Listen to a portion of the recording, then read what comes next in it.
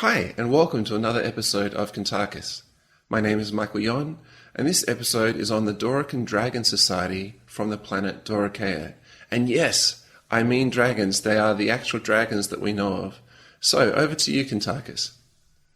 Well, as I said, Michael, this podcast is all about a society called the Dorakinn Dragons, who exist on a planet called Dorakinn 1.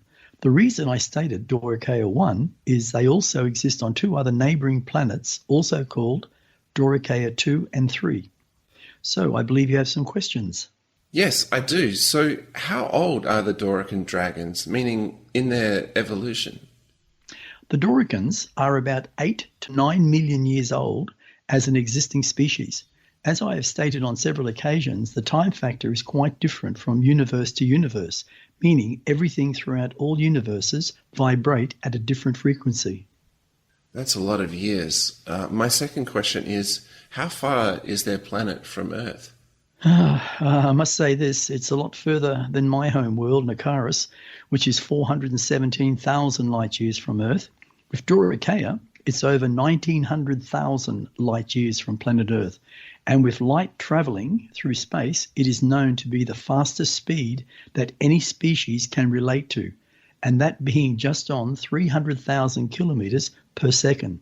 So just imagine, if you travelled, say, 1 by light year at 300,000 kilometres per second, multiplied by how many seconds in a year, it means you have roughly travelled 9.50 trillion kilometres in that space of time.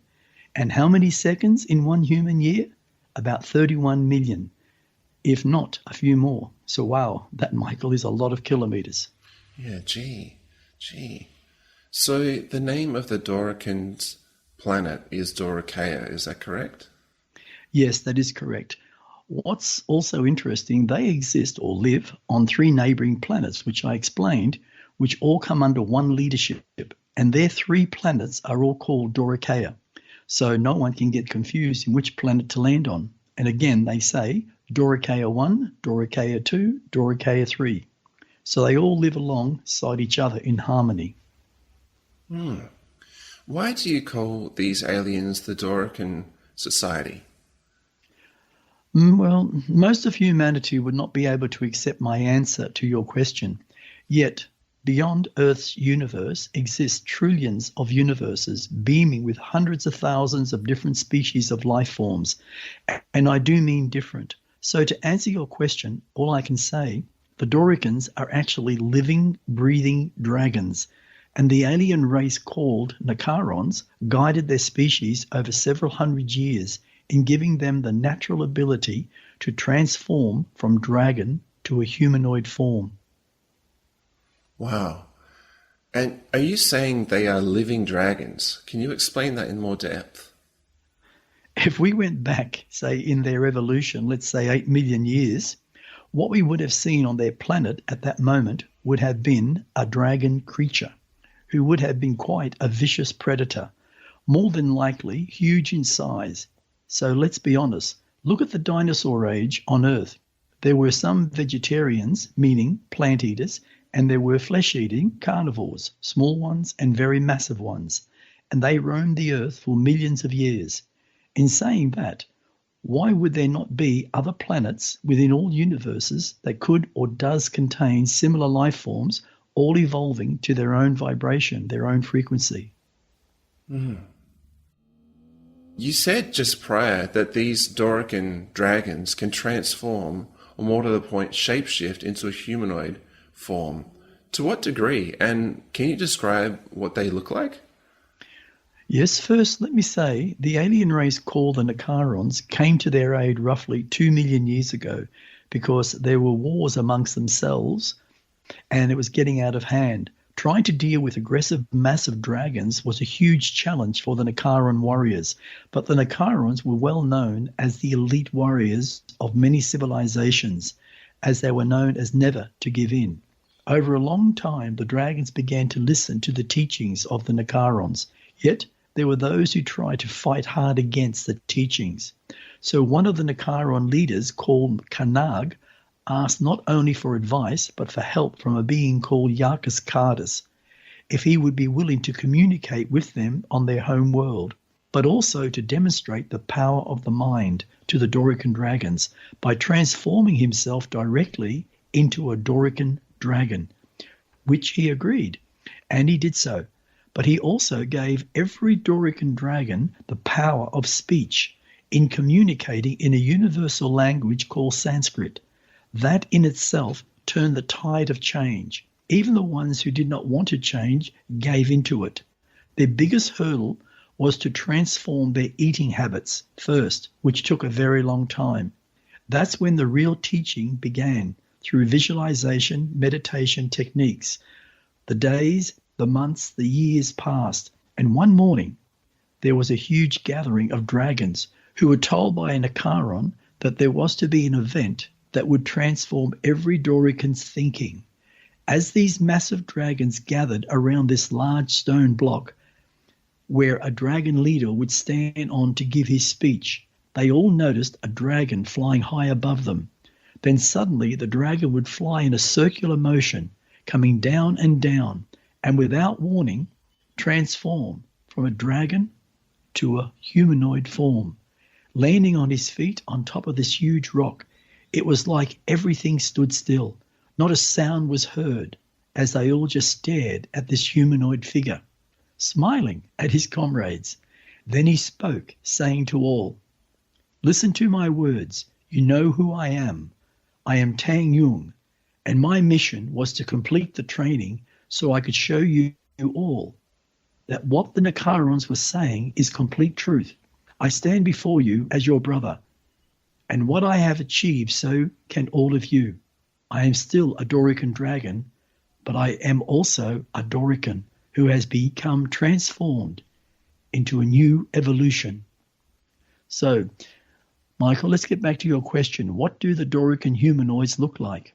What's really amazing, the average dragon has a wingspan of around 20 meters. Their actual wings look like large parachutes. They're roughly 15 meters long. There have been larger ones in the past, but most Dorakinns in their humanoid form would stand about 186 centimeters to 194 centimeters. Their eyes are a little diamond-shaped and can be all black with cat's iris shape in the color of green or silver. Their body is well formed, quite muscular, yet not like a human bodybuilder. It forms naturally by the power of their imagination. That's how the Nakarons are in their own civilization. The mind is the power source of their evolution and has been for 27 million years. Their neck is a little longer than a human, as their chest is also a little smaller, and they all have a narrow waist. The interesting factor about the Dorakins, when existing in a humanoid appearance, their outer shell, which is skin, is striped. Some have these stripes over their entire body, yet it has been noted as evolution goes forward on many of them, the stripes are fading away completely. When it comes to their body appearance, the males do not have exposed genitals. They only come out when they need to go to a toilet or being intimate with a female humanoid. And that also goes with the female. And wow.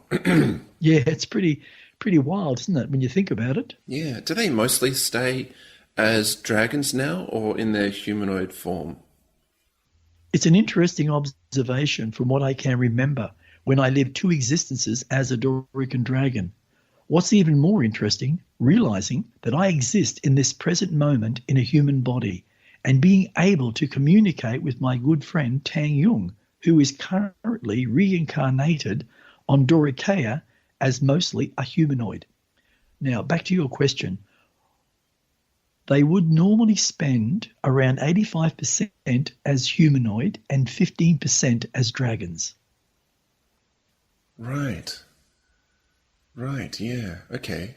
That's these days. That's obviously changed more and more over It has over time, in their yeah. evolution, yes. Yeah. Eventually, Michael, I believe from what Tang Yung was saying, he believes in the time to come, in their evolution, they will no longer possess the ability to transform back into a dragon. It's evolution. And if we study some of the species on Earth, There are so many that have lost their certain abilities like flying, being in the water, where they've all adapted to the land. And now the ones that used to fly don't have the wing size, so they end up staying on land. So it's no different to say a dragon on a planet that's 1900,000 light years from planet Earth. It's just evolution. Yeah, wow.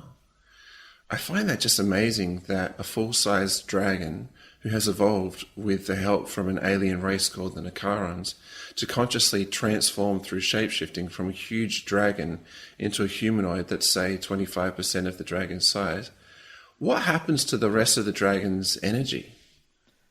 Interesting question, Michael. Within the human world, everything is laid out as being third dimensional in vibration, which is much denser in matter physically. Humanity as a species has a set vibrating frequency. And yes, it all depends on humanity's consciousness. Let's just say for humans, as an example, 14,000 cycles per second.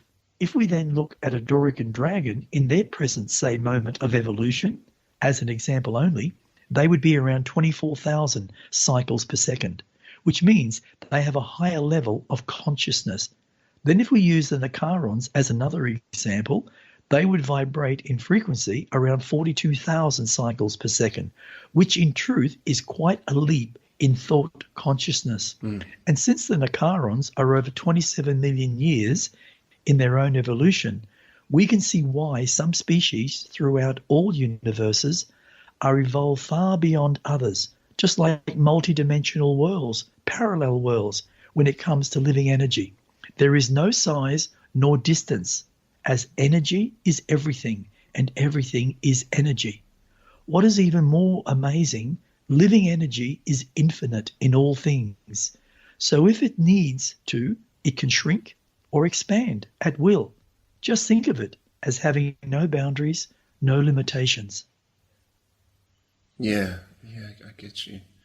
The Dorakinn's planet, what's their homeworld like? Is it similar to our world, Earth? Well, originally their world was quite a barren planet. It had water, but only fresh water, no oceans. And it did have some types of forests, but were spread out in far distances. The animals, well, very different to Earth. First, you had the evolving dragons, who seemed to dominate basically the entire planet. And yes, they were at that time in evolution very big carnivores, and they fought amongst themselves for territory. Quite huge battles in the air as well as on land. They were very, very aggressive at that time. You could call them Neanderthals, as it was on Earth. And yes, there were the vegetarian animals who had a hell of a time keeping themselves alive. Over a long period of time, all the vegetarian animals became extinct, which forced the dragons to attack each other for food to survive. During all of this mayhem, an alien race called the Armagods came to their rescue by transporting several thousand vegetarian animals, some quite large in size. This offering pleased the dragons.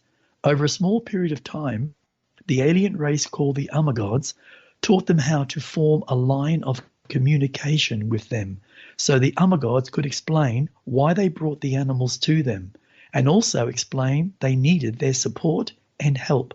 The dragons listened to their proposal, and eventually there was an agreement which pleased both sides. Not to get caught up in this very lengthy story, the alien race called the Armagods made an agreement here on planet Earth with a ruthless king called Nastaya. This may be a hard one for humanity to accept because it was several million years before Neanderthals came into existence here on this Earth. But this king, Nastaya, was very ruthless and greedy. He wanted to rule all lands. Now the alien race called the Armagods, all they wanted was the precious minerals in the earth. They didn't want any battles. So they struck a deal with the king, Nastaya. He would get massive fire-breathing dragons, as many as he needed to fight his battles. And the Armagods would be left in peace to rape the earth of its minerals. To bring this one to an end, All was working for the Armagods until King Nastea won all the battles and owned all the lands. He turned on the dragons by making a law that all dragons must be destroyed, and they were, except for one called Tang Yung, who was a much larger dragon than the rest, but also quite intelligent.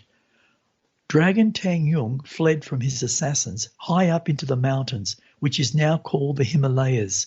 He found a deep cave, then created an avalanche, and then melted the rock that would be his tomb. His remains are still there to this very moment in human time.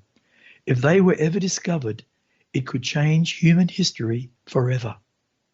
But let's speed up time, and this is just amazing. Tang Yung, who is like a brother to me, my God, I had 2 incarnations as a dragon on Dorakinn. There were some hell-raising experiences we both had. Now he is existing right in this moment on his planet Dorakinn.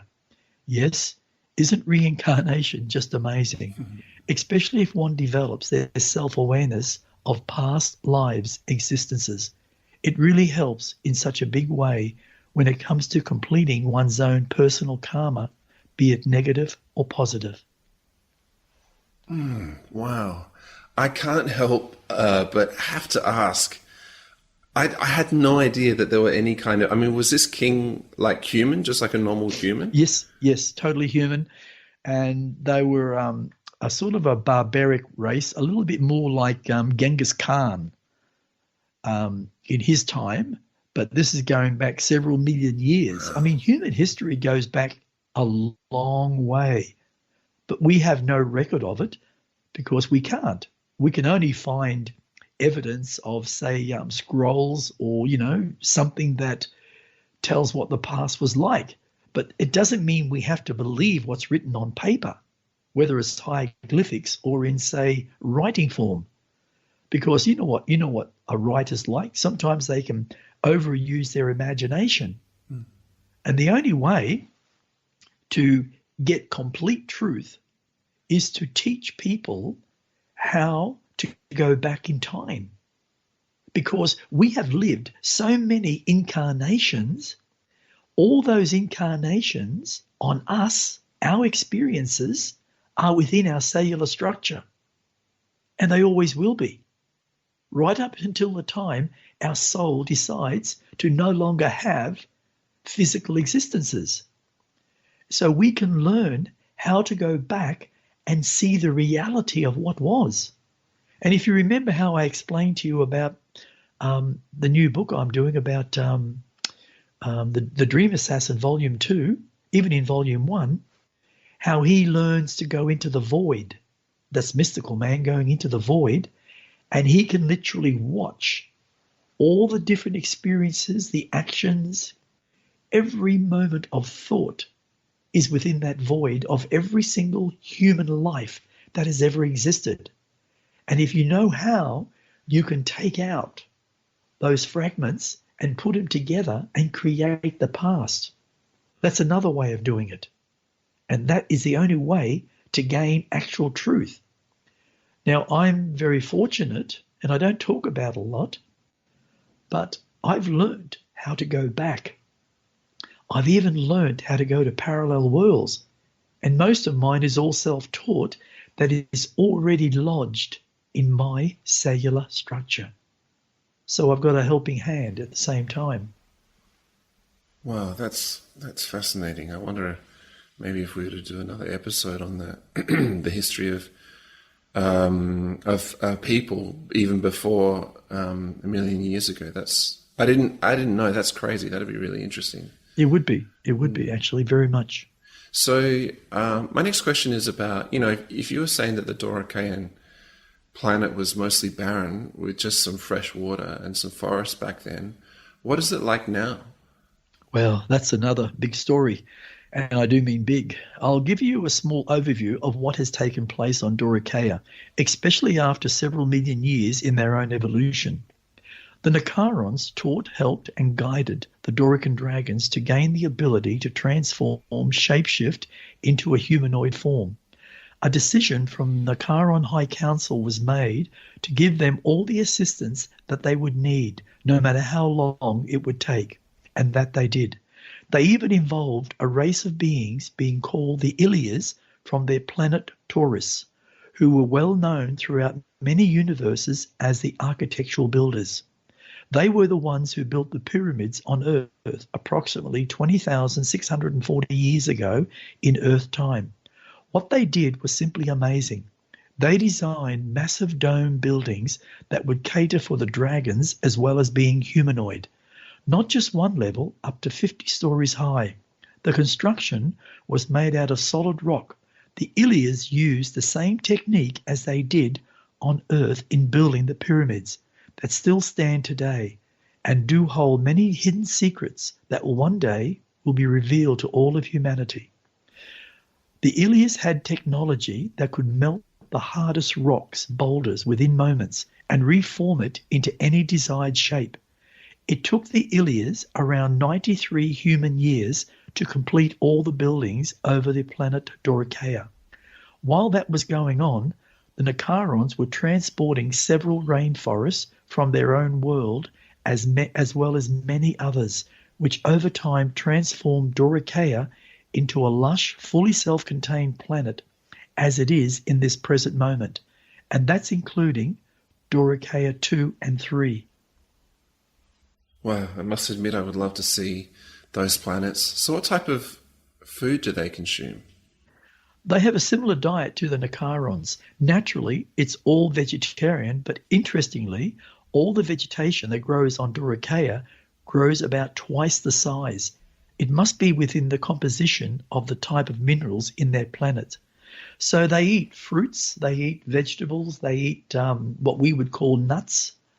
And the protein, as I said to you, there's a purple, how would you say, a purple vegetable that if you open it up, it can taste like a fruit, but the protein contents is so high, it actually develops the muscular structure in a body, no matter what it is, whether it's, like a Nakaron, a Dorakinn, or even a human. In fact, I think if humans ate that flesh over a long period of time, they would grow much taller in size. Wow. Yeah, wow. So being in their natural form as a dragon, what do they eat? The Dorakinn dragon has a large consumption of vegetation, and they are non-aggressive like they were. They live longer and are much more active, stronger, and learn so much faster. Let me just say this. From what I've discovered, the Dorakinn society as a species has evolved so much faster than they would have ever evolved if they were left in their own demise. It probably would have taken them, I don't know, maybe 16, maybe 20 million years to get to the stage they are now, maybe longer. But what the Nakarons saw in the Dorakinns was the possibility of creating a society that would benefit not just themselves, not just the Nakarons, but many civilizations throughout many universes. And that's one of the big reasons why they did what they did. I see, and also like a lot of evolved civilizations are very humanoid, aren't they? They are, yes. Seems to be the way to go. They are. Yes, we're so attractive, you know. How do the Dorakinn females have their babies, as either a dragon or as a humanoid? Interestingly, some Dorakinn dragons still prefer to have their babies in dragon form, and normally there can be 1 or 2 baby dragons born as a flesh body, not in egg form. But the tide is changing quite rapidly by having their babies born only in humanoid form, and only one humanoid baby in any given pregnancy. I think the reason, Michael, it's going that way is if they continue to have, say, a dragon baby, then they have to then try and help that baby transform as it gets older. So what they're trying to do is speed up their own evolution by staying in humanoid form to have their babies, and that way the babies are born not as dragons, they're born as humanoid. That's a very interesting factor, actually. Yeah, that is interesting. Yeah. How is their world run, like trade, money, etc.? Well, first of all, there is no monetary system like on Earth. They have adopted the Nakaran principles of life and are very happy with their way of life. They do trade with other alien beings when it comes to minerals, as their planet Dorakinn 1, 2, and 3 is quite abundant when it comes to valuable minerals. So they have a system now set up that several alien races have set their machinery up so it will help the Dorakins mining all their minerals. So they do that with trade. That's their main thing, is trading minerals. What do they trade for? What do they trade for? Yeah. Anything. Anything that, like clothing, materials, different types of foods like the flowers, whatever they want to do. It doesn't matter.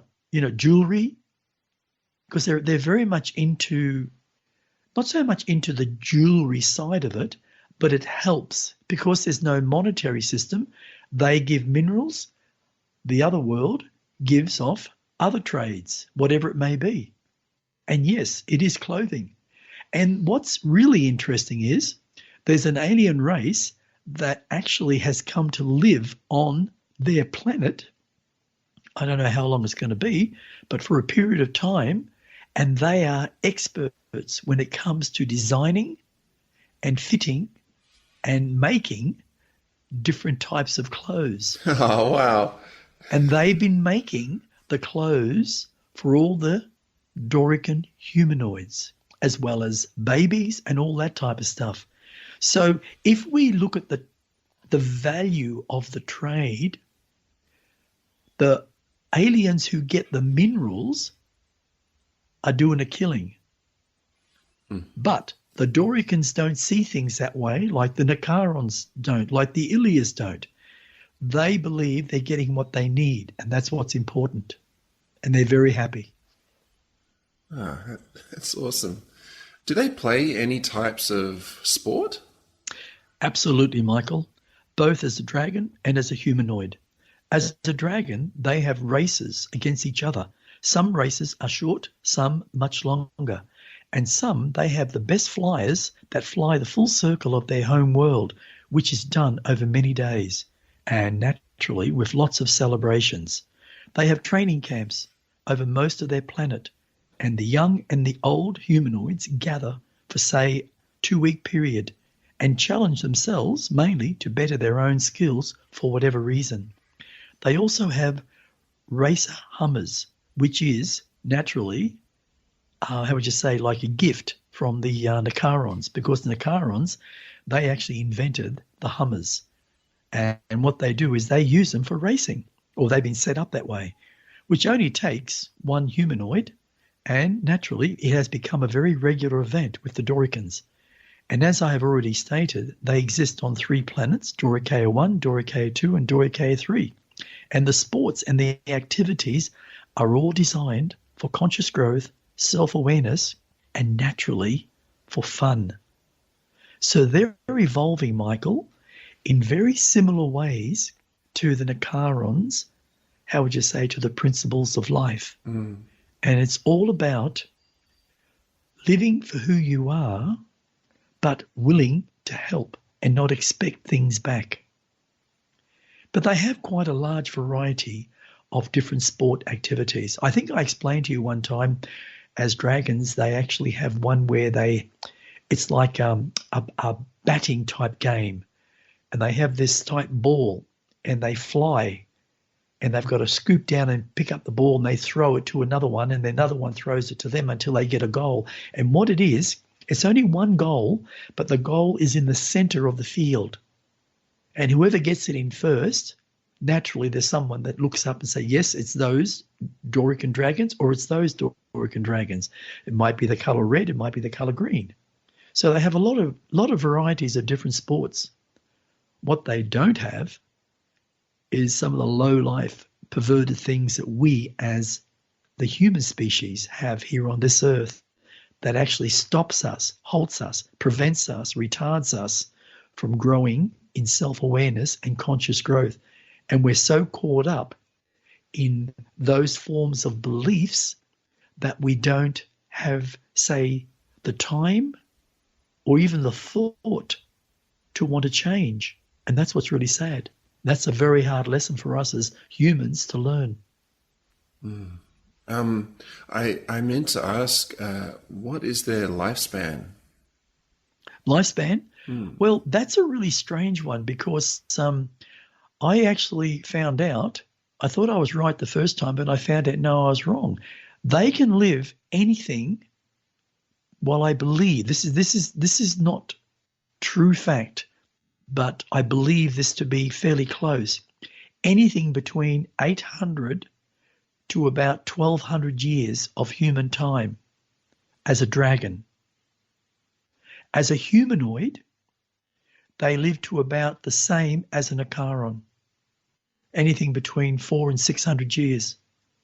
And that's being generous when I say 600 years.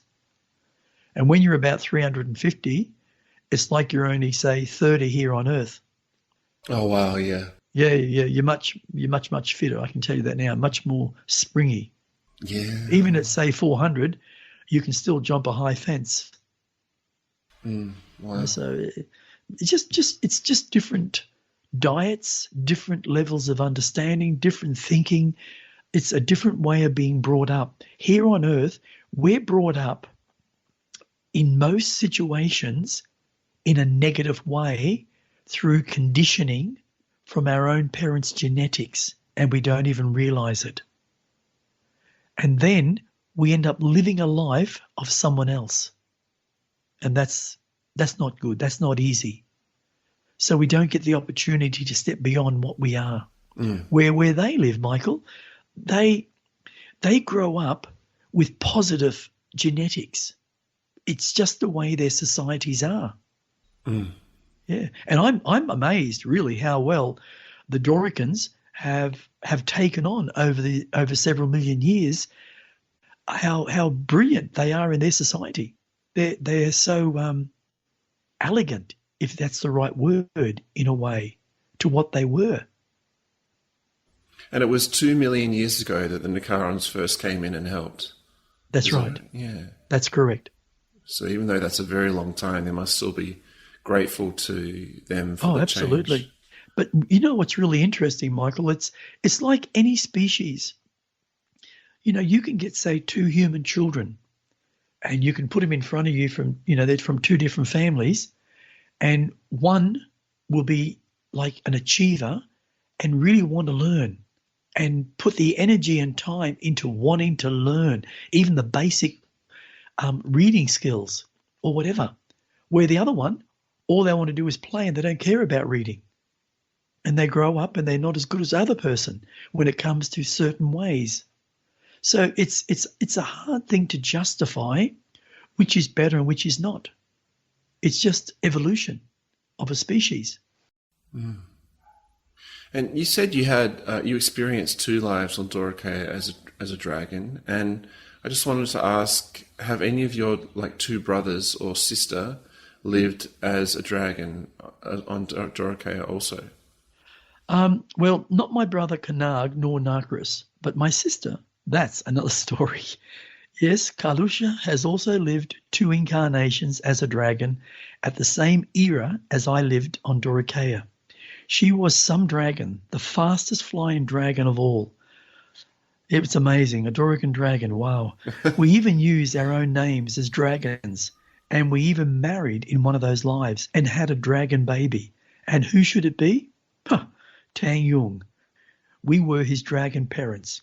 The interesting factor of all of life as a conscious being is being able to tune into one's past lives. For example, long ago, now this is only an example, but it's actual reality what happened. And I've got to say this, I'll say this now. I've never, for years, I mean, I'm talking years and years and years, I've never had tears come out of my eyes. But this really brought tears to my eyes, and my heart was very sad and very heavy. But long ago, when Kalusha was an Acharon, she was a scientist, as well as Narcris. They went on a very long journey into deep space. They were explorers in the field of microscopic organisms. They were the only two on board an Acharon Explorer spaceship. Yet, by rights, they should have survived the aggressive attack. Their force field should have saved them and given them the time to escape. What was discovered, their force field was not active. They both were just going to bed. Even though Kalusha made a dashing run to the control room, it was too late. The spaceship literally exploded outwardly and was totally vaporized into very small particles, as if it never existed. When I found out what happened, it broke my heart, as Kalusha and I were to marry on her return. She sent me a message not long before her demise, telling me I was going to be a dad. Yet justice was served. The ones responsible were brought to swift justice. That's the good thing about technology. The Nakarons had a system that goes back into the past and discovered the reality of what took place. Now, I just want to explain something very quickly also. As they were in their spaceship about going back to bed, right? They were brothers and sisters, by the way. Kalusha felt something was going to happen. She just had that sense. And when she got up, she looked out what they call, like I suppose, a porthole. It was a large porthole on the left side of their spaceship. Now, their spaceship wasn't huge, but you know the president's plane, the whatever that's called, the Air Force One. Mm-hmm. That's a pretty big plane, would you say? Mm-hmm. Okay. Well, look at that plane 3 times and put it all together, and that would have made up, say, their spaceship, which was quite large. It was a science spaceship. Now, when she looked out, she didn't see anything. All she could see was like a black spot that was huge, that looked a little strange. And suddenly she saw a white beam of light that looked like it was coming out of that black space and headed directly towards their ship. She made an instant dash, but she couldn't get there. And when I say the reason she made that dash, on the control systems of an Acharon ship, they have 2 hands.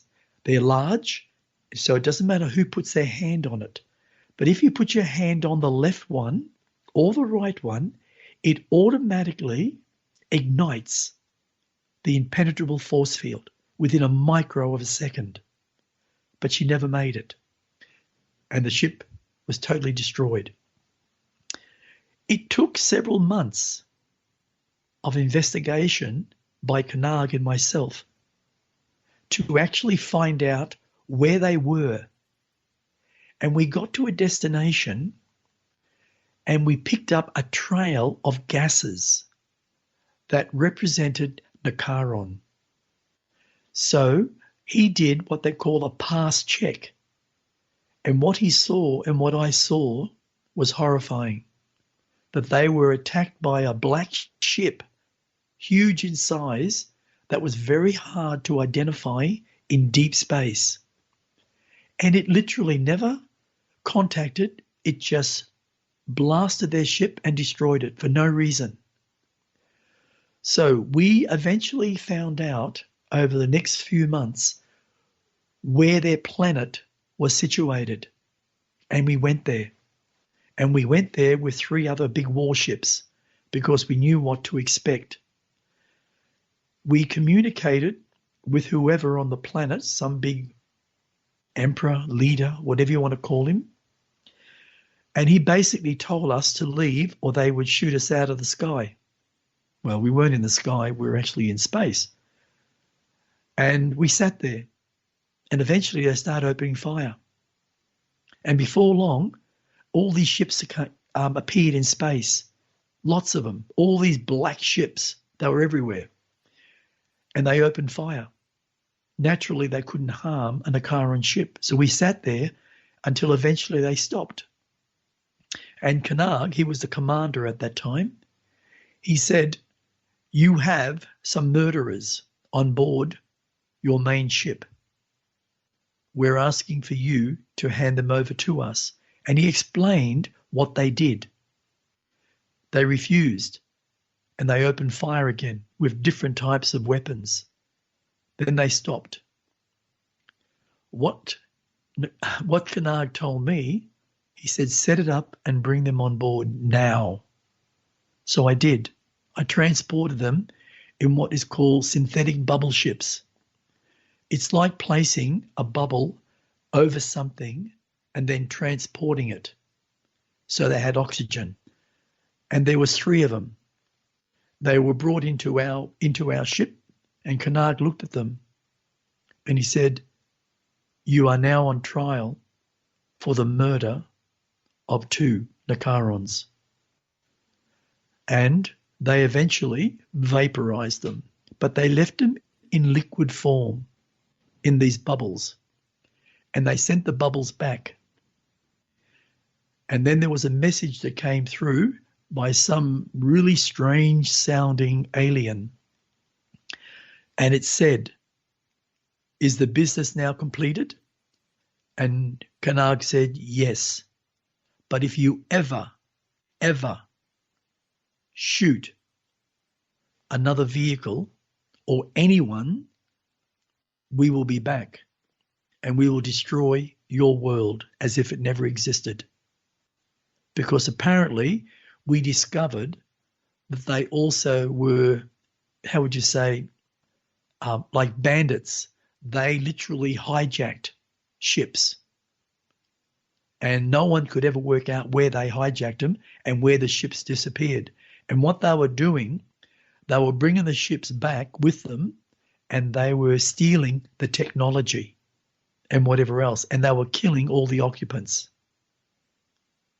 And I heard in the grapevine, and I normally wouldn't say this, but I heard that their planet was vaporized because they found out what they were doing. And ever since then, they've never had any problems. The universe has been very peaceful. Now, interesting thing, Michael, before I just say the last thing, I'm a great believer as an Nakaron. So's my lovely wife, Kalusha. Narquis can't because he's too young to give an opinion, I suppose. We as Nakarons believe in justice, no matter what. We don't believe that justice should go through a court system, put somebody in prison for 1 year or 20 years, and then let them out. When a person murders vindictively or does crimes that are so horrendous, they must be eliminated off that planet, 100%. So it allows natural conscious growth in evolution of a species. Now, to some, that's going to sound harsh. But in truth, you have to step out of your ignorance to realize that no one has got a right to harm the innocent. And on planet Earth, it's been happening for 928,000 years with all the violent wars, the violent murders, the violent raping of women and children. And it's still going on today. It's amazing. Yeah, well, before we bring this to a close about the Dorakians, I just wanted to ask, like, what about our human history? Like, we know what dragons look like. Some believe that they were here on Earth, maybe in the last, 5,000 years. Can you talk about that? In the last 5,000 years, there haven't been any dragons in the last 5,000. How far back does it go in like the last 1,000,000 years? Well, I would have to, now that's where the issue is. See, I've gone back and I've discovered several million years prior to the Neanderthals, and dragons were brought to this planet by the Armagods because they wanted to mine the planet Earth, which they did. very well. Humanity goes back, I'm talking millions and millions of years in evolution. Now, that's not to say that the emperor, Nasitea, wasn't an actual human. He could have been part alien, like that entire entire population. I would have to go back and really look at the history of where they came about or where they came from and why they were placed here in their own evolution. Because humanity has been going on for a very long time. The only thing that's really changed was when the Neanderthals were in their process of evolution, which was a long time, there was, prior that, a mass destruction on planet Earth. And I'm talking so many volcanoes erupting, so many earthquakes, so many tidal waves and tornadoes, and the reshaping of so many lands were incredible. And as far as we know, maybe humanity was nearly wiped out. Maybe they were. And then the alien race played with the chimps and the gorillas and the baboons and created the Asian race. Maybe when the Neanderthals came into existence from the apes and all that, maybe that's where the change in history occurred when the 87,000 Acarons were placed here and the mixing of the DNA. So it could be a very complex past evolution, and that would have to be looked into much deeper than for me just to surmise what took place. I would prefer to investigate that if that was needed and then give what I've discovered. And then it's up to people whether they believe that to be true or not. But the interesting factor, in their inner essence, if they were in contact with that, they would know the truth because they would sense it and they would feel it. Yeah, right. Okay. Well, thank you, Kuntarkis, for sharing with us the Dorakians. Did I say that right? The Dorakians? Yes. Dorakins, yes. From Dorakaea, yeah. Yep. Dorakins. You can say Dorakins, but some do say Dorakaians. Yeah, they do. It's like Brisbane and Brisbane. Yeah. It depends. Like you get a say a what would you Depends say? where like they're from. Eastern foreigner. culture. Yeah, a foreigner, and he might turn around and say, instead of saying Brisbane, he'll say Brisbane. Instead of saying Dorakinn, he'll say Dorakins or Dorakaians. Something like that. But it's actually Dorakins. Yes, Darakins, or no S if it's singular. Cool. Well, this concludes our talking about the subject, the Dorakaians. I prefer to say the Dorakins, but I'm saying it by accident. Dorakins. Okay. We actually have a question that's come through from one of our listeners and a friend of mine, and it's a question about seeing or connecting with a past relative, a relative that a loved one that's passed. He's actually had some brief experience with connecting with them, and he asked me to ask you, how could he improve? How could he improve that? How could he? Okay. Okay. All right. Okay. With your friend, the first thing he needs to realize within himself is that we think at a certain level, and what we need to do is have a shift in consciousness. So we're raising our own level of thinking, our own level of consciousness. There's a veil between the third dimension and the fourth dimension. And that veil is like a vibration. And it's very hard for a third dimensional thinking person to go beyond that veil into the fourth, where they can actually communicate or see a spirit entity. Now, the way to actually do it, you can do it two ways, in fact, three ways. But one of them, which is very interesting, is to sit very comfortably and look into a mirror. And get him just to stare at that mirror, at himself. And he's got to do it in the silence where no one else can disturb him. He can have, doesn't matter what lights are on, fluorescent light, like a white light or a yellow light. A yellow light is better, I will say that. But what it will do by staring at himself, whether he's staring at his eyes, his forehead, or just around him, and what he'll notice each time he does that, he will start to see like a shift in the face.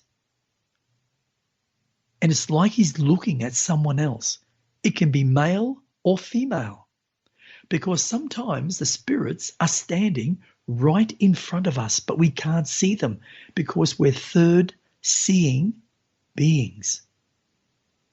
They have a tendency to be able to look through their vibration into ours. But we're finding it difficult to do that because we're not taught how to, or we're just not given that ability to think that is possible, or even if a spirit does exist. But if he stares at himself long enough, maybe say 5 minutes, without any form of wanting or condition, he'll start to see the face. It's like it's shape-shifting in a way. And he might suddenly see a male. And it might blow his mind, and he'll suddenly pull back and he'll lose it instantly because you close the veil. Go back and do it again, but without any thought thinking. Don't think about what you're expecting. Just do it. And what you'll find over a little bit of time, there'll be several wanting to communicate. And that could be his guides, his spirit guides, or a friend or a family member that has passed over that's wanting to communicate. The other way is for him to lay on a bed by himself in a dark room and put both his hands crossed over his chest like his heart. And just lay there. Make sure he's got a blanket up so it keeps him warm, so he doesn't get cold, because if it gets cold, nothing will happen. He'll be distracted. And just think of the person, like looking at a photo if you can, of a relative, and then lay down, put your hands over your heart, take 1, 2, 3 nice deep breaths, hold for 4 seconds, and release it very slowly. And just try and see the face. If you do that over a period of time, you will find the face will appear. And it'll be like them looking through a window of time, or you're looking through a window of time. And eventually, when you become comfortable, ask them questions. Say, yes, it's me. Whoever the person is, their name, you say it's me. If it's Johnny, John, whatever, say that. I just want to talk to you. I want to communicate. I know you're in spirit form, and I know I'm in the physical form, but I really want to talk to you. And if you know their name, call them by their name. That's making an energy connection. And that's very important. They're the two best ways of doing it. Simple, yet very effective if you put the time and discipline into it. I did that for years, Michael, by the way, and it does work. So tell your friend that, or get him to try it, but don't get disheartened after 1 or 2 or 3 or 4 or 5 or 6 or 7 or 8 or 9 or 10 times. You got to keep doing it, and you got to make sure that your human brain is clear of negative thoughts. Before the conclusion of this episode, I just wanted to include something that Kuntarkis shared at a later time. I've got to say this to you because I've been meaning to say this and I forgot to say it to you.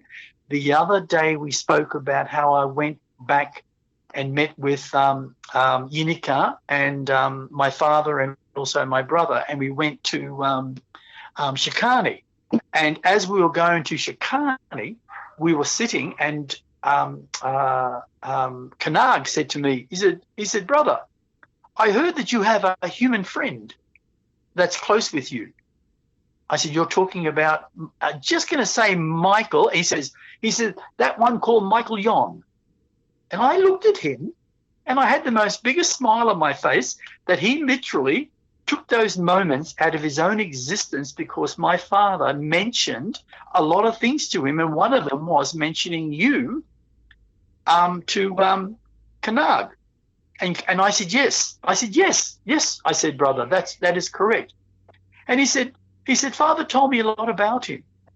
I said, oh, did he? He said, yes. He said, he's a human. And he said, it's so hard, he said, to get to be friendly with a human, to trust a human. And I said, yes, that's very true. But I said, Michael is a very open-minded person. He has some strange parts in his character. That's because of conditioning, just like me, just like anyone. But I said, he has a true heart. And there is a big, strong desire for him to learn. And I said, the reason I believe that's the case is because he was, in 2 lives, a Dorakinn. And he goes, what? He was a Dorakinn and he's on Earth? I said, well, I was a Dorakinn and I'm on Earth. And he laughed and laughed and laughed. And he patted me on the back, and that's all that was said. Thank you so much, Kuntarkis, for all that you shared. You're very welcome. And if you'd like to find out more about Kuntarkis, you can find his website, etcconsciousness.com, where there's a list of topics that he can talk about and reviews, and also the 3 books that he's published. Also, we have a Facebook page, which is Kuntarkis. So feel free to ask us questions there, or send an email to kuntarkis@gmail.com if for any reason you'd like to contact us. For instance, asking a question like the one just asked. So that's it for now. Thanks so much for listening. My name is Michael Yon, and stay tuned for more.